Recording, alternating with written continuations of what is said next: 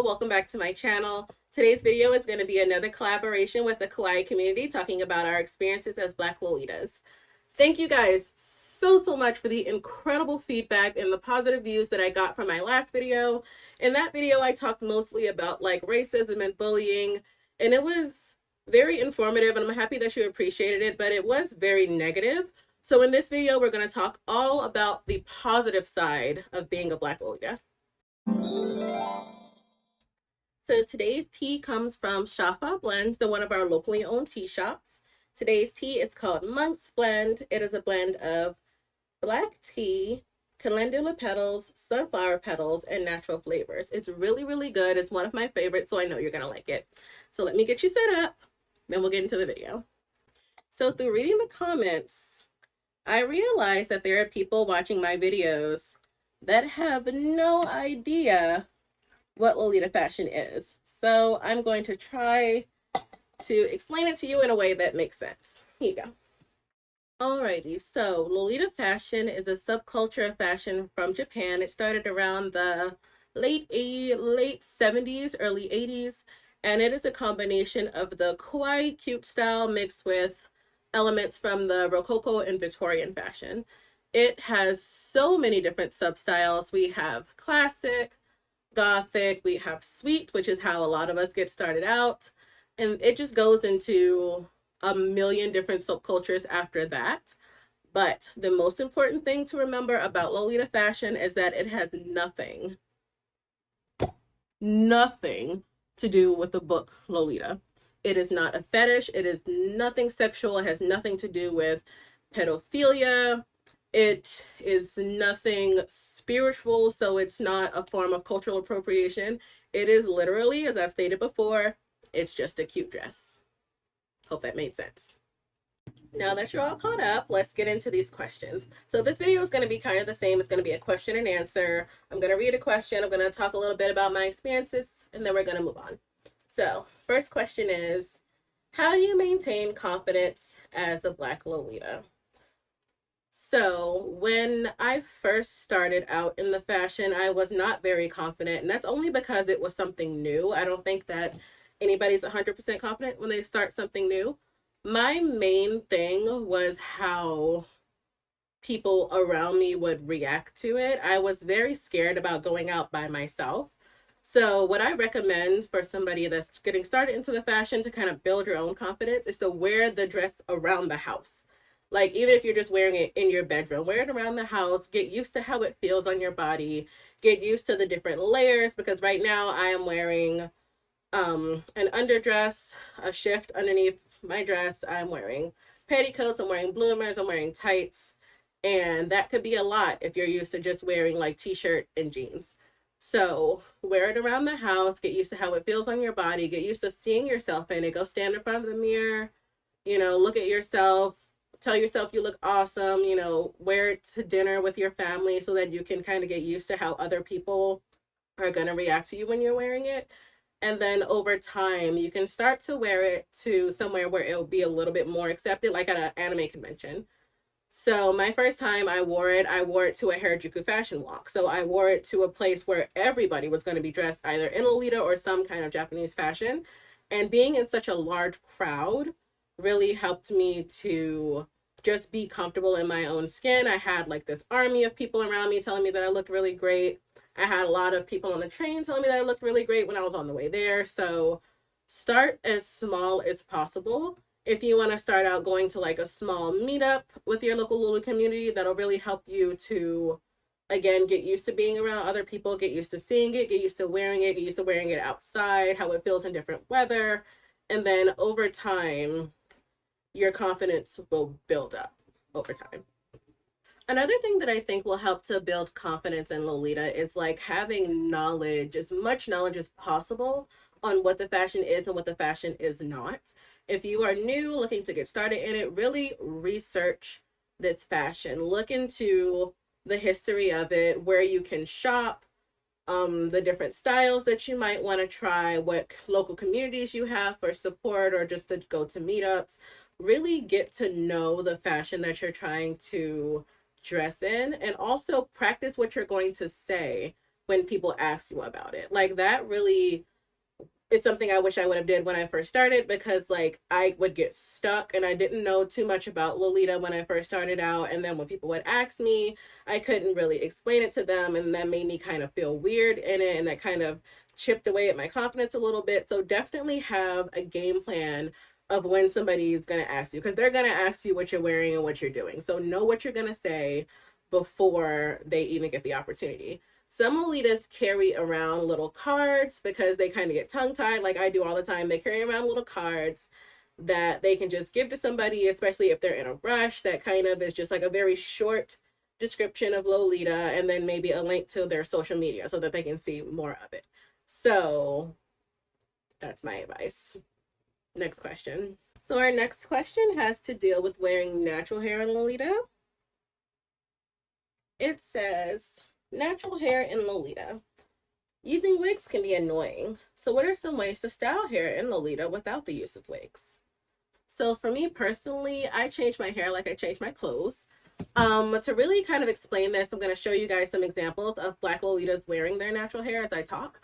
So for me, I have worn braids in Lolita. I've worn wigs like this that are more kinky curly. There is no one way to wear Lolita. There is no one style. There is no one shade, as we've talked about before, and there is no one type of Lolita hair. So for me, hair is a part of fashion. So if it matches your coordinate, you can just wear it. You don't have to be under the pressure to wear those very heavy twin tails like I used to wear when I first started, because I thought that was the only thing that I could wear. You can wear hair all the way down to the floor. You can wear hair that is cropped. As long as it fits the aesthetic of you and of your outfit, you can wear whatever you want, be it hair, be it colors, be it style of dress, whatever you want to do.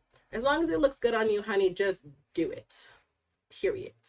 Next question. I knew you were going to like this tea. It's really, really good. Like, this is one of the only teas that I drink from Shafa Buns, and it's one of my go-tos that I have like almost every single day. There you go. So this question asks, what sparked your interest in Lolita fashion? So when I was a teenager, I was already wearing alternative fashion. I was a Victorian goth, as you can say. I was super, super, and still am very obsessed with Victorian fashion, Victorian culture, like the tea parties and the mansions and Versailles and like all things like that. I was super duper obsessed with. So this was a very, very easy transition for me. And I wanted to start wearing more like traditional Victorian clothes, but I didn't want to wear like a bone crushing corset, and I didn't want 1,000 layers of clothes to catch on fire in a furnace. You know, I didn't want anything like that. So I started to research like modern Victorian fashion. That's literally what I typed into Google. And then I discovered the brand Angelic Pretty through that, which is where I get like a lot of my stuff now. So I saw all of these pictures of these girls wearing Victorian-esque clothing, but like with a very modern, very beautifully detailed print. And like, I love the silhouette. I love the length of the dresses. I loved everything about it. So I started to look for communities in my local area where people dressed in this fashion so I could learn more about it. And that's when I discovered DC Kawaii style, as I mentioned in my previous video. So I discovered them, I joined, I started asking a jillion questions. I wanted to learn as much as possible. I started to collect pieces from here, collect a piece from there, learn about this, try out this, do that. 6 years later, here we are. Next question. Alrighty, so our next question is, what is an example of a positive interaction with other Lolitas regarding your race that you have had? So very recently, I've been having just an onslaught of positivity. So many of you guys have been sending me messages on Instagram, and they just like, they really make my whole day. They make my eyes water. And I love that I am able to inspire other people, not to just dress in the fashion, but people just to learn about it and to accept it and to accept that everybody can wear this fashion. One thing in particular that really, really touched me was at a meetup. It was at a meetup. It was like a random person that came up to me who was brown skinned. She was very young. I think she was like in middle school or something like that. But she was just so in awe because she knew about Lolita fashion and she wanted to wear it, but she didn't know that Black people could do it. Like, she had never seen a Black Lolita before in her life. She was so just like speechless almost. And she was like, "You look really awesome. Like, you're such an inspiration." She wanted to know all my social medias. I still keep in contact with her. I've been mentoring her a little bit over, I think this was like 2 years ago, and she's doing really, really awesome in the fashion. But it's like things like that really pump you up as a Lolita. When people come to you and they have nothing but positive things to say, they like appreciate that you're doing something different, that you're wearing something that's modest, or that you're just doing you.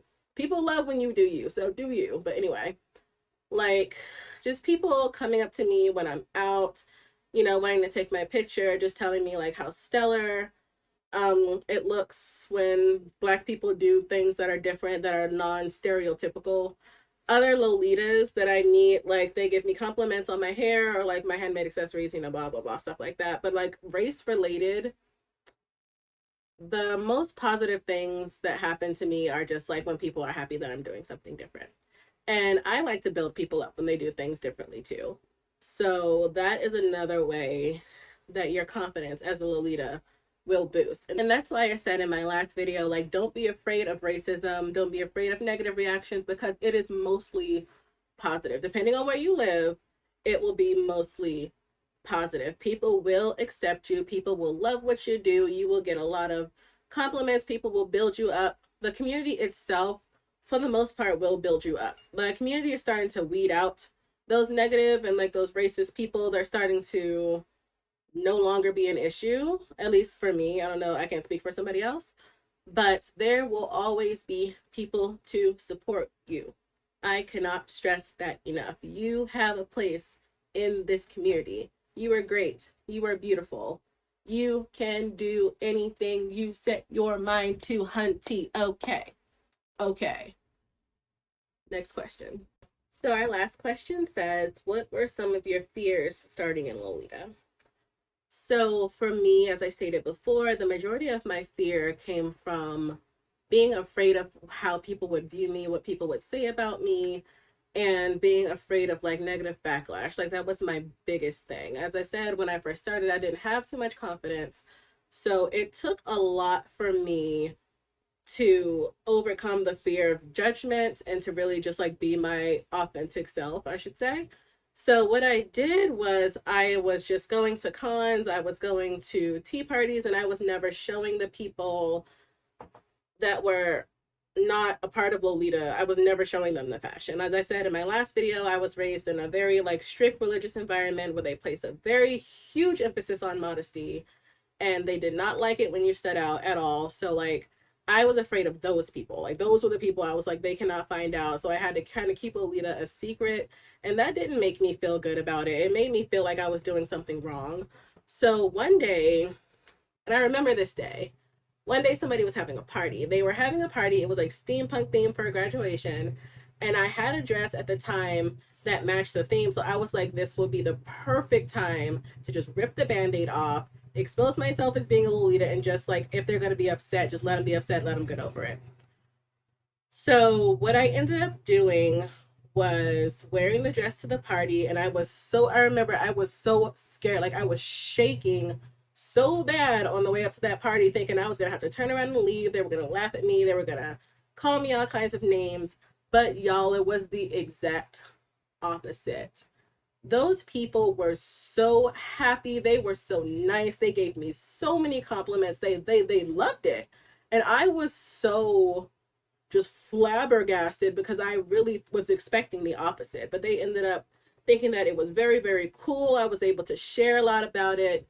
And from then on, like, all those people followed me on social media. Like, they were just so into it. And it's like, that really helped to get me out of my own head, and like kind of showed me that like I am so critical of myself, and like we are all our own worst enemy, and it's not that bad. Like, once you get over the hump, you go through a little things, and then it's not that bad.